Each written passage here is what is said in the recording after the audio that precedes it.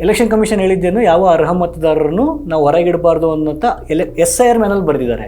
BJP IT cell ಮಾಡಿದ್ದೇನು, voter ID delete ಆದ ತಕ್ಷಣ ನೋಡಿ this much of voters delete ಆಗಿದ್ದಾರೆ, ಅದಕ್ಕೋಸ್ಕರ SIR ಬೇಕು ಅಂತ ಹೇಳಿದರು. ಸೊ ಅದು ಅರ್ಥ ಏನು, ಬಿಜೆಪಿ IT ಸೆಲ್ ಹೇಳ್ತಾ ಇದೆ ಅಂತ ಹೇಳಿದರೆ ಬಿಜೆಪಿಯ ಮೌತ್ ಪೀಸು. ಸೊ ಹಂಗಾರೆ ಬಿಜೆಪಿಗೆ ವೋಟ್ ಡಿಲೀಟ್ ಆಗೋದು ಉದ್ದೇಶ. 2024 ಹೊತ್ತಿಗೆ ಏನಾಯಿತು ಅಂತ ಹೇಳಿದರೆ ಜನ ಅವರಿಗೆ ಸಿಂಪಲ್ ಮೆಜಾರಿಟಿನೂ ಕೂಡ ಕೊಡಲಿಲ್ಲ. ಆಗ ಬಿಜೆಪಿಗೆ ಅರ್ಥ ಆಗಿದೆ, ಜನ ನಮಗೀಗ ವೋಟ್ ಹಾಕಲ್ಲ ಅಂತ ಬಿಜೆಪಿಗೆ ಗೊತ್ತಾಗಿದೆ. ಅಬ್ಕಿ ಬಾರ್ 400 ಪಾರ್ ಅಂತ ಹೇಳಿದ್ರು, ಅವರ ಇದನ್ನು ಜನ ಹೊಡೆದಾಕಿದ್ರು. ಥೇನೋಸ್ ಅಂತಕ್ಕಂಥ ಕಾಲ್ಪನಿಕ ಕತೆ, ಅವೆಂಜರ್ಸ್ ಮೂವೀಸಲ್ಲಿ ಬರುವಂಥ ವಿಲನ್ನು, ಅವನ ಹೆಸರಿನಲ್ಲಿ ಭಾರತ, ಅದು ಅವನ ಫೋಟೋದಲ್ಲಿ ಭಾರತದಲ್ಲಿ ವೋಟರ್ IDs ಇದೆ. ಬೆಂಗಳೂರಿನಲ್ಲಿ 400ಕ್ಕೂ ಹೆಚ್ಚು ವೋಟ್ಸ್ಗಳಿಗೆ ಅಡ್ರೆಸ್ಸೇ ಇಲ್ಲ, ಆ ಥರ ಗೆದ್ಕೊಂಬಂದರು. ಆದರೆ ಈಗ ಅವ್ರಿಗೆ ಗೊತ್ತಾಗೋಗಿದೆ ನಾವು ಗೆಲ್ಲಕ್ಕಾಗಲ್ಲ ಅಂತ. ಅಲ್ಟಿಮೇಟ್ ರಿಸಲ್ಟನ್ನು ಇವ್ಯಾಲ್ಯೂಯೇಟ್ ಮಾಡಬೇಕಾಗತ್ತೆ. ಇದನ್ನು ಮಾಡುವಂಥ ಕಣ್ಣು, ಕಿವಿ, ಹೃದಯ ನಮ್ಮ ಎಲ್ಲ ವ್ಯವಸ್ಥೆಗಿದೆಯಾ, ನ್ಯಾಯಾಂಗ ವ್ಯವಸ್ಥೆಗಿದೆಯಾ ಅನ್ನೋ ಪ್ರಶ್ನೆ ಬರುತ್ತೆ. ಇದು ನಿಮಗೆ ವಿಚಿತ್ರನೂ ಅನಿಸ್ಬೋದು. ಸುಮ್ಮನೆ ನೀವು ಎಲೆಕ್ಟೋರಲ್ ಬಾಂಡನ್ನು ನೀವು ನೆನ್ಪು ಮಾಡಿಕೊಂಡ್ರೆ, ಎಲೆಕ್ಟೋರಲ್ ಬಾಂಡನ್ನು ಸುಪ್ರೀಂ ಕೋರ್ಟ್ ಹೇಳಿದ್ದು ಇದು ಅನ್ಕಾನ್ಸ್ಟಿಟ್ಯೂಷನಲ್ ಅಂತ. ಶಿಕ್ಷೆ ಯಾರಿಗಾಯ್ತು ಸರ್? ನಮಸ್ಕಾರ, ವಾರ್ತಾ ಭಾರತೀಯ ವೀಕ್ಷಕರಿಗೆ ಈ ವಿಶೇಷ ಸಂದರ್ಶನಕ್ಕೆ ಸ್ವಾಗತ. ನಾನು ಧರಣೀಶ್ ಪುಕ್ಕನಕೆರೆ. ವೀಕ್ಷಕರೇ, ರಾಜ್ಯದಲ್ಲಿ ನಡೀತಿರುವಂತಹ SIR ಬಗ್ಗೆ, ಸ್ಪೆಷಲ್ ಇಂಟೆನ್ಸಿವ್ ರಿವೈಸ್ ಬಗ್ಗೆ, ಮತದಾರರ ಪಟ್ಟಿಯ ಪರಿಷ್ಕರಣೆ ಬಗ್ಗೆ ಪರ್ಟಿಕ್ಯುಲರ್ಲಿ BJPಯವರು ತಕರಾರನ್ನು ತೆಗಿತಿದ್ದಾರೆ. ಈ SIR ಸರಿಯಾಗಿ ನಡೀತಿಲ್ಲ ಅಂತ ಹೇಳ್ತಿದ್ದಾರೆ. ಇಡೀ ದೇಶಾದ್ಯಂತ BJPಯವರು SIR ಪರ ಇದ್ದಾರೆ, ಕರ್ನಾಟಕದಲ್ಲಿ ಮಾತ್ರ SIRನ್ನು ವಿರೋಧಿಸ್ತಿದ್ದಾರೆ. ನಿಜಕ್ಕೂ ಇದು SIR ಸರಿಯಾಗಿ ನಡೀತಾ ಇಲ್ವಾ? SIR ಸರಿಯಾಗಿ ನಡೀತಿಲ್ಲ ಅನ್ನೋದರ ಹಿಂದಿನ ದುರುದ್ದೇಶ ಏನು? ಸದುದ್ದೇಶ ಇದ್ದಂತೆ ಕಾಣಿಸ್ತಾ ಇಲ್ಲ ಮೇಲ್ನೋಟಕ್ಕೆ. ಸೊ ಈ ಥರದ ಬಹಳ ಗಂಭೀರವಾದಂಥ ಪ್ರಶ್ನೆಗಳಿವೆ. ಇದರ ಬಗ್ಗೆ ಚರ್ಚೆ ಮಾಡಲಿಕ್ಕೆ ನಮ್ಮ ಜೊತೆಗೆ ನಾಗರಿಕ ಮತಕಾವಲು ಸಮಿತಿಯ ಕಾರ್ಯಕರ್ತ ಸರೋವರ್ ಬೆಂಕಿಕೆರೆ ಇದ್ದಾರೆ. ಅವ್ರ ಜೊತೆ ಮಾತಾಡ್ತೀನಿ. ಅದಕ್ಕೂ ಮೊದಲು ನಾನು ನಿಮಗೆ ರಿಕ್ವೆಸ್ಟ್ ಮಾಡ್ತೀನಿ, ನೀವಿನ್ನೂ ವಾರ್ತಾ ಭಾರತಿಯನ್ನು ಸಬ್ಸ್ಕ್ರೈಬ್ ಮಾಡಿಲ್ಲ ಅಂದರೆ ದಯವಿಟ್ಟು ಸಬ್ಸ್ಕ್ರೈಬ್ ಮಾಡಿ, ಲೈಕ್ ಮಾಡಿ, ಶೇರ್ ಮಾಡಿ, ಬೆಲ್ ಬಟನನ್ನು ಪ್ರೆಸ್ ಮಾಡಿ. ಈಗ ಸರೋವರ್ ಜೊತೆಗಿನ ಮಾತುಕತೆಯನ್ನು ಶುರು ಮಾಡ್ತೀನಿ. ಸರೋವರ್, ಕಾರ್ಯಕ್ರಮಕ್ಕೆ ಸ್ವಾಗತ. Thank you sir. ಈ SIR ಸರಿ ಇಲ್ಲ ಅಂತ ಹೇಳ್ತಿದಾರಲ್ಲ, ಇದು ಮೇಲ್ನೋಟಕ್ಕಂತೂ ಅದು ಅವ್ರು ಹೇಳ್ತಿರೋ ಸರಿ ಇಲ್ಲ ಅಂತ ಅನಿಸ್ತಿದೆ. ಇದೇನೋ ದುರುದ್ದೇಶ ಇಟ್ಕೊಂಡು ಈ ರೀತಿ ಹೇಳ್ತಿದ್ರಿ ಅಂತ ಅನಿಸುತ್ತೆ. ಯಾಕೆ? ನೀವು ಶುರುವಿನಲ್ಲಿ 2 ಪದ ಬಳಸಿದ್ರಿ, ತುಂಬ ಇಂಪಾರ್ಟೆಂಟ್ ಪದಗಳು, ಉದ್ದೇಶ ಮತ್ತು ದುರುದ್ದೇಶ ಅಂತ ಹೇಳಿ. ಈಗ ಸಾಮಾನ್ಯವಾಗಿ ಈಗ ಇಬ್ಬರು ಪತ್ರ ಬರೆದಿದ್ದಾರೆ, ವಿಜೇಂದ್ರ ಮತ್ತು ಶೋಭಾ ಕರಂದ್ಲಾಜೆ ಅವರು. ಮಧ್ಯಪ್ರವೇಶ ಮಾಡಬೇಕು ಅಂತ ಅಮಿತ್ ಶಾ ಅವರನ್ನು ಕೇಳ್ತಾ ಇದ್ದಾರೆ.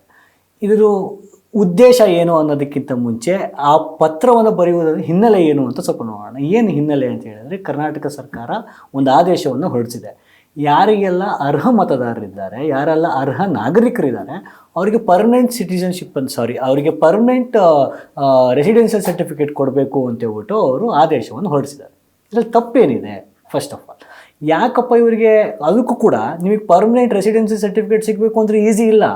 ನೀವು ಅದಕ್ಕೆ 6 ವರ್ಷ ಕರ್ನಾಟಕದಲ್ಲಿ ಓದಿರುವ ಬಗ್ಗೆ ದಾಖಲಾತಿಯನ್ನು ಕೊಡಬೇಕು, 10 ವರ್ಷ ನೀವು ಕರ್ನಾಟಕದಲ್ಲಿ ಇದ್ದೀರಿ ಅನ್ನೋದಕ್ಕೆ ಬಗ್ಗೆ ದಾಖಲಾತಿ ಕೊಡಬೇಕು, ಮತ್ತು ಬೇರೆ ಬೇರೆ ಈ ಥರ ನೀವು ಬಾಡಿಗೆ ಮನೆ ಆಗಿದ್ದರೆ ಅಗ್ರಿಮೆಂಟು, ಗ್ಯಾಸ್ ಬಿಲ್ಲು, ಈ ಥರ ಎಲ್ಲ ಬೇರೆ ಬೇರೆ ಕೆಲವೊಂದನ್ನೆಲ್ಲ ಕೇಳಿದ್ದಾರೆ. ಅದಾದಮೇಲೆ ನಿಮಗೆ ಮಹಜರಿಗೆ ಬರ್ತಾರೆ ವಿಲೇಜ್ ಅಕೌಂಟೆಂಟ್. ಅಷ್ಟೆಲ್ಲ ಆದಮೇಲೆ ಸಿಗುವಂಥ ಡಾಕ್ಯುಮೆಂಟ್ ಇದು. ಅದು ಕೂಡ ಇನ್ನು ಈಸಿಯಾಗಿ ಸಿಗುವಂಥ ಡಾಕ್ಯುಮೆಂಟ್ ಅಲ್ಲ. ಈ ಡಾಕ್ಯುಮೆಂಟ್ನೇ ಕೊಡಬಾರ್ದು ಅಂತ ಹೇಳ್ತಿರೋ, ಕೊಡಬಾರ್ದು ಅಂತ ಪತ್ರವನ್ನು ಬರೀಲಾಗಿದೆ. ಇದು ಯಾಕೆ ಅಂತ ಹೇಳಿದರೆ, ಇಲ್ಲಿ ಕರ್ನಾಟಕದಲ್ಲಿ ಹೆಚ್ಚು ಓಟು ಡಿಲೀಟ್ ಆಗದೇ ಇರುವಂಥ ಲೆಕ್ಕಾಚಾರದಲ್ಲಿ ಈಗ ಕಾಣಿಸ್ತಾ ಇದೆ. ಈಗ ಅಕಸ್ಮಾತ್ ಡಿಲೀಟ್ ಆದ್ರೂ ಕೂಡ ಏನಾಗುತ್ತೆ, ಜನರು ಸಬ್ಮಿಟ್ ಮಾಡಬೇಕಾಗಿರ್ತಕ್ಕಂಥ ಡಾಕ್ಯುಮೆಂಟ್ಸಲ್ಲಿ ನಮಗೆ ಸಾಮಾನ್ಯ ಜನರು ಕೊಡೋಕ್ಕಾಗದೇ ಇರೋ ಡಾಕ್ಯುಮೆಂಟ್ಸೇ ಹೆಚ್ಚಿಗೆ ಇದೆ. ಎಲ್ಲ ಜನರ ಹತ್ರ ಇರೋ 3 ಡಾಕ್ಯುಮೆಂಟ್ ಯಾವುದು? Aadhaar card, voter ID, ration card. ಈ 3 ಕೇಳ್ತಾ ಇಲ್ಲ. ಹಾಗಾಗಿ ಅವ್ರು ಕೇಳೋಕ್ಕೆ ಇದು 11 ಇದೆ, ಅದರಲ್ಲಿ ಕೊಡೋಕ್ಕೆ ಸಾಧ್ಯ ಇರೋದು 2-3 ಇದೆ. ಒಂದು ರೆಸಿಡೆನ್ಷಿಯಲ್ ಸರ್ಟಿಫಿಕೇಟು, ಇನ್ನೊಂದು ಜಾತಿ ಪ್ರಮಾಣ ಪತ್ರ, ಇನ್ನೊಂದು ಅವ್ರ ಮಾಸ್ ಕಾರ್ಡು ಕೆಲವ್ರದ್ದು ಇದ್ದರೆ ಇಷ್ಟು ಕೊಡೋಕ್ಕೆ ಸಾಧ್ಯತೆ ಇದೆ. ಇದರಲ್ಲಿ ಒಂದನ್ನು ಕರ್ನಾಟಕ ಸರ್ಕಾರ ಅರ್ಹರಿಗೆ ಕೊಡ್ರಿ ಅಂತ ಹೇಳಿದ್ರೆ ಇವ್ರು ಬೇಡ ಅಂತಿರುವಂಥ ಉದ್ದೇಶ ಏನಪ್ಪ ಅಂತ ಹೇಳಿದ್ರೆ ಇದೇ ದುರುದ್ದೇಶ. ಇಲ್ಲಿ ಇವರು ಕಂಪ್ಲೀಟಾಗಿ ಏನು ಮಾಡೋಕ್ಕೆ ಹೋಗ್ತಾ ಇದ್ದಾರೆ, ಇದು ನಮಗೆ ಸಿಗೋದು ಬಂಗಾಲ್ನಿಂದ ನಮಗೆ ಸಿಗುತ್ತೆ. ವೆಸ್ಟ್ ಬೆಂಗಾಲ್ನಲ್ಲಿ ವೋಟು ಫಸ್ಟ್ ರೌಂಡಲ್ಲಿ ಡಿಲೀಟ್ ಆದಂಥ ಸಂದರ್ಭದಲ್ಲಿ ಏನು ಮಾಡಿದ್ರಪ್ಪ ಅಂತ ಹೇಳಿದ್ರೆ BJPಯವರು ಸ್ಪೆಷಲ್ ಸೂಪರ್ವೈಸರ್ ಅಂತ ಹೇಳಿ ಅವರು ಪರ್ಮಿಷನನ್ನು ತಗೊಂಡು ಕೇಂದ್ರದಿಂದ ಸಾವಿರಾರು ಸ್ಪೆಷಲ್ ಸೂಪರ್ವೈಸರ್ಸನ್ನು ತಗೊಂಬಂದು ಇಟ್ಟರು. ಅಂದರೆ ಸರಿಯಾಗಿ ಡಿಲೀಟ್ ಆಗಿಲ್ಲ ನೋಡಿ ಅಂತ ಹೇಳಿ. ಅವರು ಕೂಡ ಹೆಚ್ಚಿನದಾಗಿ ಏನು ಹೆಚ್ಚು ಡಿಲೀಟ್ ಮಾಡೋಕ್ಕಾಗಲಿಲ್ಲ. ಅವಾಗ ಅವ್ರು ಎಕ್ಸಸೈಸ್ ಮಾಡಿದ್ದೆ ಲಾಜಿಕಲ್ ಡಿಸ್ಕ್ರಿಪೆನ್ಸಿ ಅಂತಕ್ಕಂಥದ್ದು. ಇದು ತುಂಬ ಇಂಪಾರ್ಟೆಂಟ್ ಸರ್.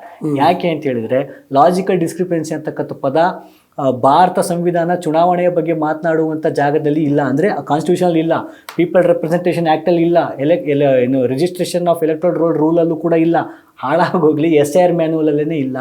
ಅಂದರೆ ಇದು ಅಸಂವಿಧಾನಿಕವಾದಂಥ ಒಂದು ಇದನ್ನು ತಗೊಂಬಂದಿದ್ದಾರೆ. ಕರ್ನಾಟಕದಲ್ಲೂ ಕೂಡ ಎಕ್ಸಸೈಸ್ ಮಾಡ್ತೀವಿ ಅಂತ ಹೇಳ್ಬಿಟ್ಟು ಎಲ್ಲೂ ರಿಟರ್ನಾಗಿ ಹೇಳಿಲ್ಲ, ಮೌಖಿಕವಾಗಿ ಹೇಳಿದ್ದಾರೆ.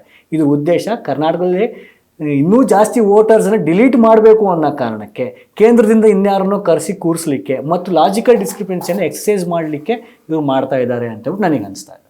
ಅದಕ್ಕೊಂದು ವೇದಿಕೆ ಸಿದ್ಧ ಮಾಡ್ತಾರೆ, ಅದಕ್ಕೆ ಸುಮ್ಮನೆ ದೂರು ಕೊಡೋದು, ಇಲ್ಲಿ ಸರಿಯಾಗಿ ನಡೀತಿಲ್ಲ ಅನ್ನುವಂಥ ಒಂದು ಅಭಿಪ್ರಾಯ ಸೃಷ್ಟಿ ಮಾಡೋದು, ಅದರ ಆಧಾರದ ಮೇಲೆ, ಇವರ ದೂರಿನ ಆಧಾರದ ಮೇಲೆ ಕೇಂದ್ರದಿಂದ ವಿಶೇಷ ಮೇಲ್ವಿಚಾರಕರನ್ನು ಪ್ರತಿನಿಧಿಗಳನ್ನು ಕಳಿಸಿ ಅವ್ರಿಗೆ ಬೇಕಾದ ರೀತಿಯಲ್ಲಿ SIR ಮಾಡಿಸೋಕ್ಕೋಸ್ಕರ ತಯಾರಿ ಇದು. ಹೌದು ಸರ್. ಯಾಕೆ ಅಂತ ಹೇಳಿದ್ರೆ ಇಲ್ಲಿವರೆಗೂ ಕರ್ನಾಟಕದಲ್ಲಿ ಲಾಜಿಕಲ್ ಡಿಸ್ಕ್ರಿಪೆನ್ಸಿನ ಎಕ್ಸಸೈಸ್ ಮಾಡಿರೋದ್ರ ಬಗ್ಗೆ ಚುನಾವಣಾ ಆಯೋಗ ಹೇಳಿಲ್ಲ. 5ನೇ ತಾರೀಕು ಡ್ರಾಫ್ಟ್ ಲಿಸ್ಟನ್ನು ಬಂದ ಮೇಲೆ ಅಥವಾ ಬರೋಕ್ಕೂ ಮುಂಚೆ ಏನಾದರೂ ಎಕ್ಸಸೈಸ್ ಮಾಡಿದರೆ, ರಾಮಪ್ಪ ಅನ್ನೋರು ರಾಮಣ್ಣ ಆಗಿದ್ದರೆ, ಸರೋವರ ಅನ್ನೋರು ಸರೋವರ ಆಗಿದ್ದರೆ, ಈ ಥರದ್ದು ಎಲ್ಲ ವರ್ಡ್ಸ್ಗಳು ಡಿಲೀಟ್ ಆಗುವ ಅಪಾಯ ಇದೆ. ತಂದೆ ತಾಯಿ ಮತ್ತು ಮಕ್ಕಳ ನಡುವೆ ಏಜಿನ ಅಂತರದ ಬಗ್ಗೆ ಒಂದು ನಿರ್ದಿಷ್ಟ 15 ವರ್ಷ ಅಂತ ಇದೆ, 40 ವರ್ಷ ಗ್ರ್ಯಾಂಡ್ ಪೇರೆಂಟ್ಸು ಮತ್ತು ಗ್ರ್ಯಾಂಡ್ ಚಿಲ್ಡ್ರನ್ಗೆ ಇರಬೇಕು ಅಂತ ಇದೆ, 6 ಮತ್ತು 6ಕ್ಕಿಂತ ಹೆಚ್ಚು ಜನ ಒಬ್ಬರನ್ನೇ ಮ್ಯಾಪ್ ಮಾಡೋಂಗಿಲ್ಲ ಅಂತ ಇದೆ. ಈ ಥರದ ಹೆಸರಿನಲ್ಲಿ ಇವಾಗ ಒಂದು 70 ಲಕ್ಷದಿಂದ 1 ಕೋಟಿ 1.5 ಕೋಟಿಯಷ್ಟು ಓಟು ಕರ್ನಾಟಕದಲ್ಲಿ ಡಿಲೀಟ್ ಆಗುವಂಥ ಅಪಾಯ ಇದೆ. ಈ ಥರ ಡಿಲೀಟ್ ಆಗಬೇಕು ಅಂತ ಬಯಸ್ತಾ ಇದ್ದಾರೆ BJP ಅನ್ನೋ ಪ್ರಶ್ನೆ ಬರುತ್ತೆ ಇವಾಗ. ಹಾಗಾದರೆ ಇವ್ರು ಅರ್ಹರಿಗೆ ಕೊಡಬಾರ್ದು ಅಂತ ಹೇಳಿದರೆ ಅಲ್ಲ. ಬಿಹಾರದಲ್ಲಾಗಿದ್ದು ಅದೇ, ಪಶ್ಚಿಮ ಬಂಗಾಳದಲ್ಲಾಗಿದ್ದು ಅದೇ. ಅಂದ್ರೆ ಅಲ್ಲಿ ಅತಿ ಹೆಚ್ಚು ಮತದಾರರು ಮತಪಟ್ಟಿಯಿಂದ ಹೊರಗಡೆ ಹೋದ್ರು, ಆಯ್ತಾ.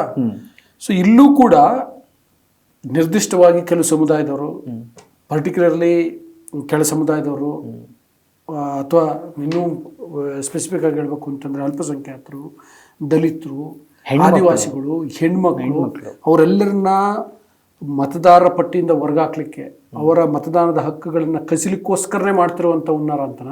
ಹೌದು ಸರ್. BJP IT ಸೆಲ್ ಇದಕ್ಕೆ ಅವರೇ ಹೇಳಿರೋದು, ನಾನಲ್ಲ. ಎಲೆಕ್ಷನ್ ಕಮಿಷನ್ ಹೇಳಿದ್ದೇನು, ಯಾವ ಅರ್ಹ ಮತದಾರರನ್ನು ನಾವು ಹೊರಗಿಡಬಾರ್ದು ಅನ್ನೋಂಥ SIR ಮ್ಯಾನಲ್ಲಿ ಬರೆದಿದ್ದಾರೆ. BJP IT ಸೆಲ್ ಮಾಡಿದ್ದೇನು, ವೋಟರ್ ID ಡಿಲೀಟ್ ಆದ ತಕ್ಷಣ ನೋಡಿ this much of voters delete ಆಗಿದ್ದಾರೆ, ಅದಕ್ಕೋಸ್ಕರ SIR ಬೇಕು ಅಂತ ಹೇಳಿದರು.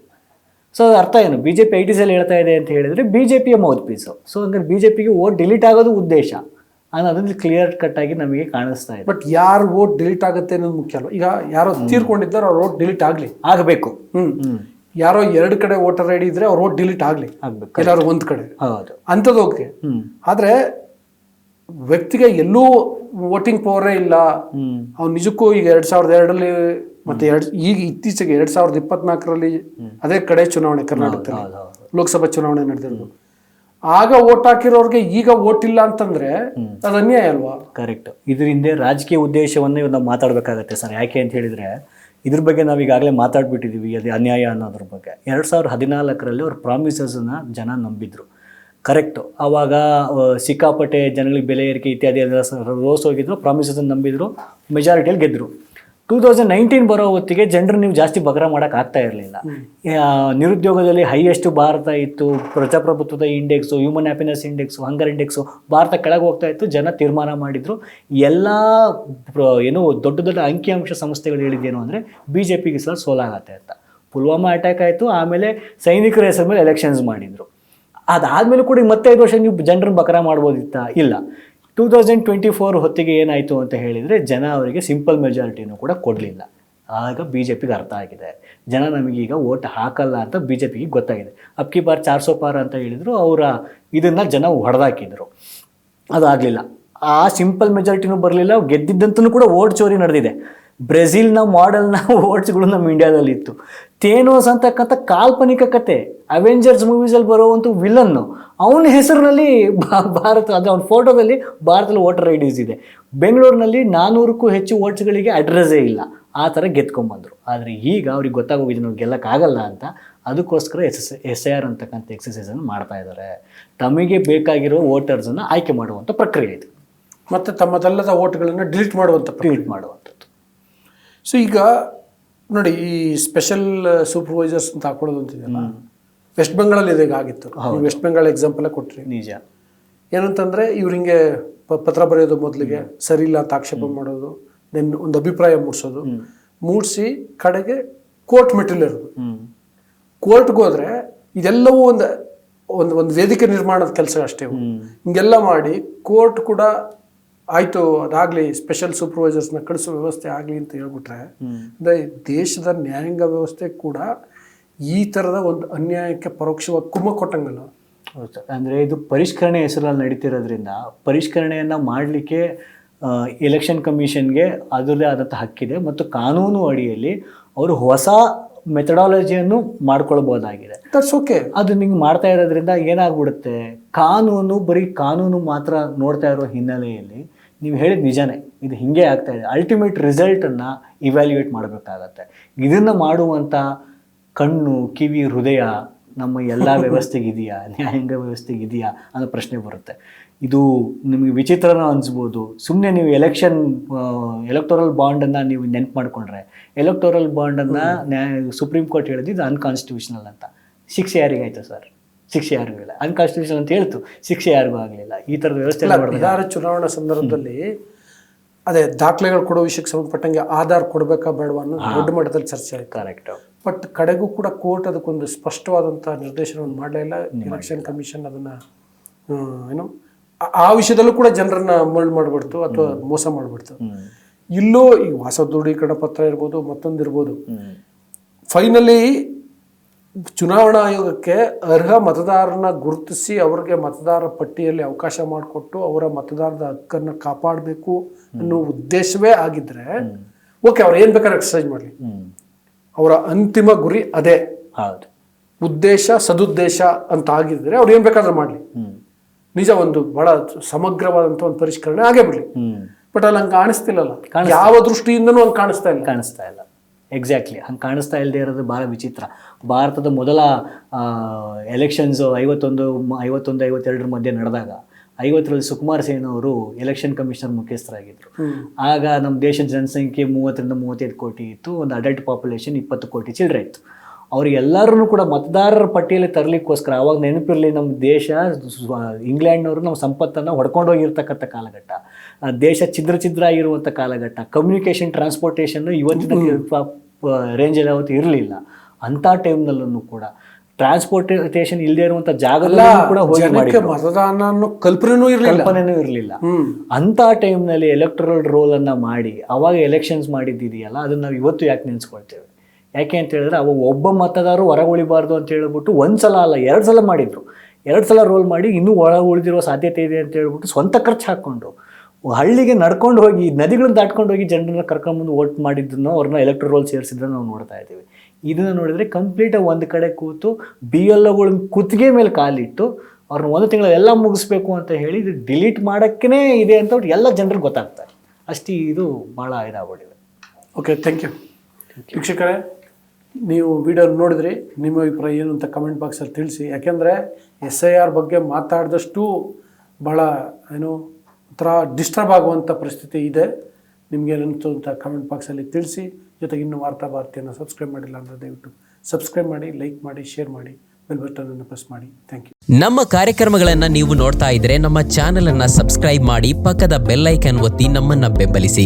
ಹಾಗೆ ನಮ್ಮ ಕಾರ್ಯಕ್ರಮಗಳನ್ನ ಲೈಕ್ ಮಾಡಿ, ಕಮೆಂಟ್ ಮಾಡಿ, ಅದನ್ನ ಬೇರೆಯವರಿಗೂ ವಾಟ್ಸ್ಆಪ್ ಮೂಲಕ ಶೇರ್ ಮಾಡಿ. ನೀವು ಹೀಗೆ ಮಾಡಿದಾಗ ನಮ್ಮ ಚಾನೆಲ್ ಇನ್ನಷ್ಟು ಮತ್ತಷ್ಟು ಜನರಿಗೆ ತಲುಪಲು ನೀವು ನಮ್ಮೊಂದಿಗೆ ಸಹಕರಿಸಿದ ಹಾಗಾಗುತ್ತೆ. ಇದು ನೀವು ಯಾವುದೇ ಖರ್ಚಿಲ್ಲದೆ ಕೆಲವೇ ಸೆಕೆಂಡುಗಳಲ್ಲಿ ನೀಡಬಹುದಾದ ಸಹಕಾರ. ಧನ್ಯವಾದಗಳು.